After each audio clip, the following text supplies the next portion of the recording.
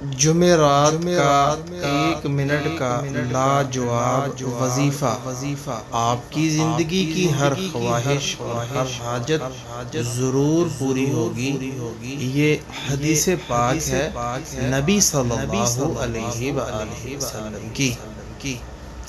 حدیث کس طرح ہے؟ اللہ کے نبی صلی اللہ علیہ وسلم نے فرمایا جو شخص رات کو سو جاتا ہے، جب اس کو رات کے کسی وقت بیداری ہوتی ہے، کروٹ چینج کرتا ہے، بیدار ہو جاتا ہے، تو اس وقت اگر وہ یہ کلمہ پڑھ لے لا الہ الا اللہ وحدہ لا شریک لہ لہ الملک و لہ الحمد وہو علی کل شیء قدیر، سبحان اللہ والحمد للہ ولا الہ الا اللہ واللہ اکبر ولا حول ولا قوۃ الا باللہ العلی العظیم، یہ پڑھ کے اللہ سے جو دعا کرے اس کی جو خواہش ہوگی وہ اللہ سے مانگے، اللہ تبارک و تعالی اس کی ہر خواہش کو، ہر دعا کو، ہر حاجت کو پورا فرمائیں گے۔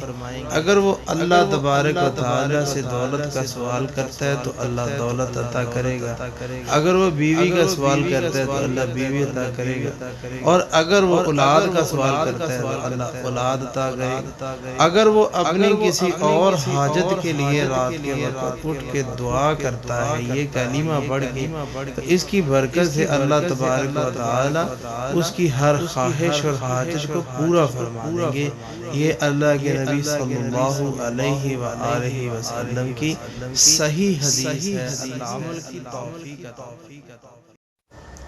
جمعرات کا 1 منٹ کا لاجواب وظیفہ آپ کی زندگی کی ہر خواہش اور ہر حاجت ضرور پوری ہوگی۔ یہ حدیث پاک ہے نبی صلی اللہ علیہ وآلہ وسلم کی۔ حدیث کس طرح ہے؟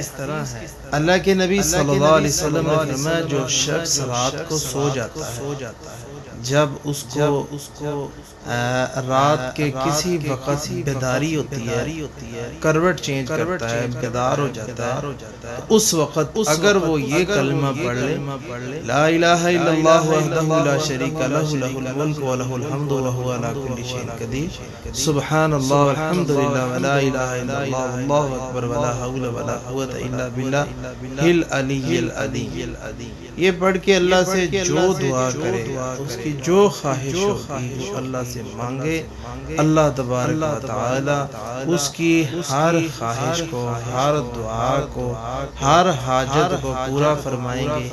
اگر وہ اللہ تبارک و تعالی سے دولت کا سوال کرتا ہے تو اللہ دولت عطا کرے گا، اگر وہ بیوی کا سوال کرتا ہے تو اللہ بیوی عطا کرے گا، اور اگر وہ اولاد کا سوال کرتا ہے تو اللہ اولاد عطا کرے گا۔ اگر وہ اپنی کسی اور حاجت کے لیے رات کے وقت اٹھ کے دعا کرتا ہے یہ کلمہ پڑھ کے، تو اس کی برکت سے اللہ تبارک و تعالی اس کی ہر خواہش اور حاجت کو پورا فرما دیں گے۔